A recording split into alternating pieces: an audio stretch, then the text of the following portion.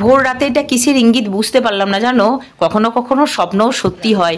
স্বপ্ন দেখছিলাম আজ ভোরে যে কাটোয়ার গঙ্গায় এত জল বেড়েছে যে পাকা রাস্তা থেকে দেখা যাচ্ছে।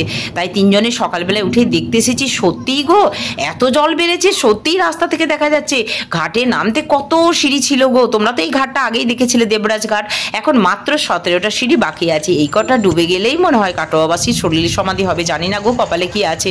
এর ওপর তো চলছে বৃষ্টি, সমানে বৃষ্টি হচ্ছে, জলাধারগুলো জল ছাড়ছে, দুকুল ছাপিয়ে গঙ্গা বইছে গো। আমরা জল নিতে এসেছি, পুজো টুজো করতে হবে, তো জল তো লাগবে। ঘোলা জল থিতিয়ে গেলে পরিষ্কার হবে। আবার স্বপ্নে এও দেখছি যে গঙ্গার ঘাটের পাশেই একটা বাড়ি, সেই এই যে বাড়িটা একতলা পুরো ডুবে গেছে। তা দেখো সত্যি এই জানালাগুলো খোলা আছে। আর একটু জল বাড়লেই ঘরে ঢুকে যাবে না বলো। এই আমাদের জল নেওয়া হয়ে গেল, এখন ঘরে ফিরছি। জয়ীকে টোটোয় চাপিয়ে বাড়ি পাঠিয়ে দেবো, আর আমরা বাজার দোকান করে ঘরে ফিরবো। এই দেখো হরলিক্স নিয়ে এলাম, চকলেট হরলিক্স, শাশুড়ি মা খাবে বলেছিল। ভালো থেকো গো তোমরা।